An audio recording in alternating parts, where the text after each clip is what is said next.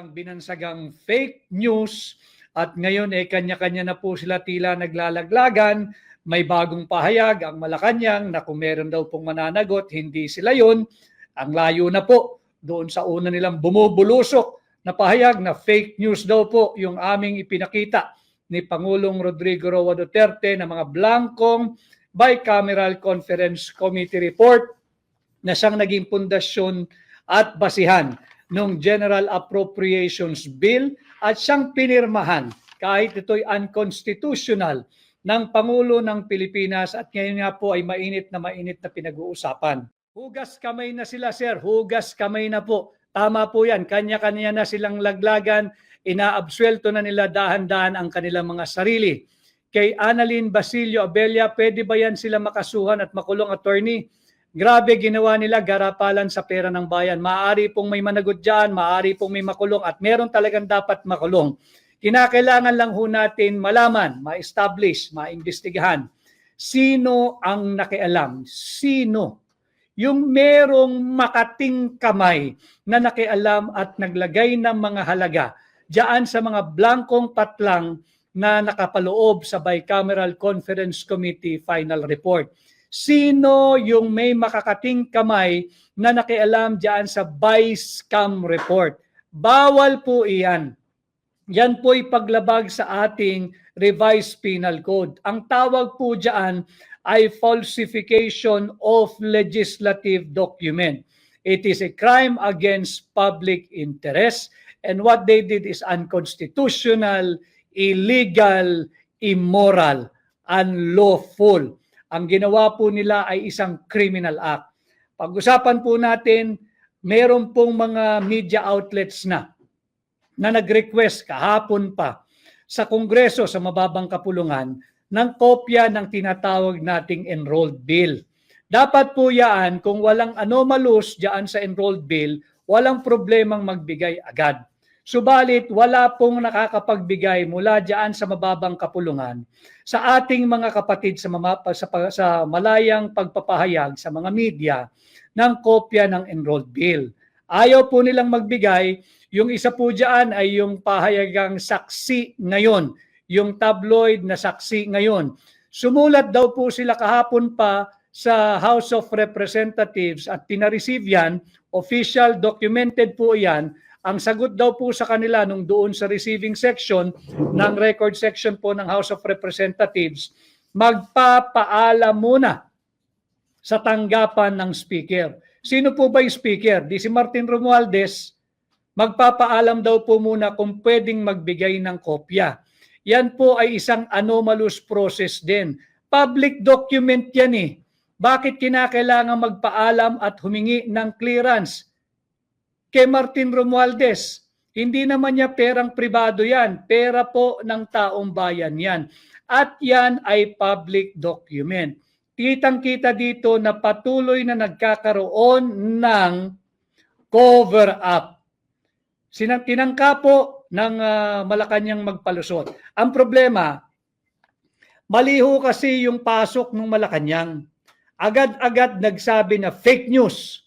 Agad na agad nagsabing malicious. Agad-agad nagsabing criminal. Ito ngayon ang tugon namin sa inyo.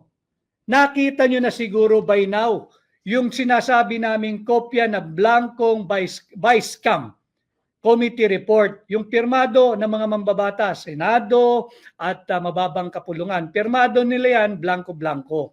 At hindi po pwedeng baliwalain ito, mga kababayan. Sapagkat 13 pages yung naipon po ni Congressman Sid Ungab. Tama po yan, si Congressman Sid Ungab po ang maisog na naglabas ng kopya ng Bicam report. Ito po ay kasama namin si Pangulong Duterte na maisog ding nagpahayag na ito ay bawal, ito'y illegal, ito'y unlawful, ito'y criminal, ito ay unconstitutional. Hindi po yung nagpapanggap na miyembro ng Makabayan Bloc na makabayan daw siya. Hindi po siya, yan din dapat singilin ninyo. Bakit hindi siya nagsasalita nung hindi inilabas pa ni Pangulong Duterte? At sinasabi niya, siya mismo hindi raw niya nabasa. Ulitin ko sa iyo, iho ha, wala kang puso para sa bayan. wala kang puso para sa Pilipino. Huwag kang magpanggap. Hindi ka makabayan. At bakit hindi mo ginagawa ang iyong trabaho bilang mambabatas? Hindi ba't marapat lamang lahat ng panukalang batas na dumadaan sa inyo, particular sa iyo, ang ingay-ingay mo doon sa panawagang impeach Sara? Ito ang panawagan mo dapat ngayon. Impeach Marcos, impeach Bongbong. Ito dapat ang dami nung sumisigaw ngayon ito. At yung mga magrarally dapat sa January 31 di umano nang isisigaw ay impeach Sara, nasaan na kayo ngayon?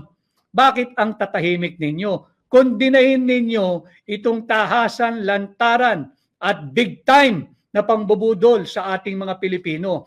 6.32 trillion pesos na halaga ang binubudol sa atin. Wala pa rin kayong posisyon. Impeach Sara pa rin ang issue ninyo. Ano po ang inyong paninindigan dito sa isyong ito na pambubudol, pagnanakaw at unconstitutional 2025 budget?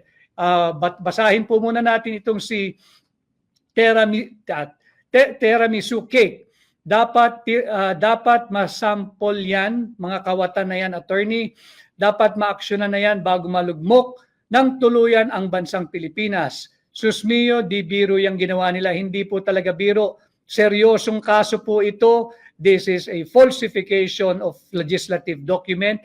Criminal po ang ginawa nila. Kay Colonel Afa Luna, isog dapat from Baliwag. Salamat po.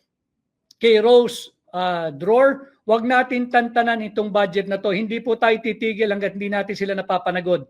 Barkadahan Forever FM. Good day po, our dear Senator Attorney Vic from Land Down Under. Please save our Philippines nating mahal. Hindi ko po kaya mag-isa ito. Magtulong-tulong po tayo. Salbahin po natin ang ating bansa, ang ating mga kababayan, ang kaawa-awang kabataang Pilipino mula sa mga tulisan na nariyan po sa Kongreso at nariyan po sa gobyerno. Ilabas po nila ang kopya ng enrolled bill.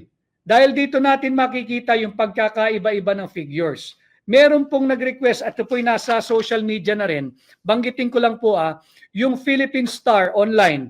Ang sabi po nila, nag-request daw po sila ng BICAM report at sinabi po sa kanila, meron pa raw yata revisions or changes na maaaring gawin. Bawal po iyan. Another count, another round of falsification of legislative document. Hindi po pwedeng magkakaroon pa ng revision or changes diyan sa kopya ng BICAM report. Tapos na po iyan.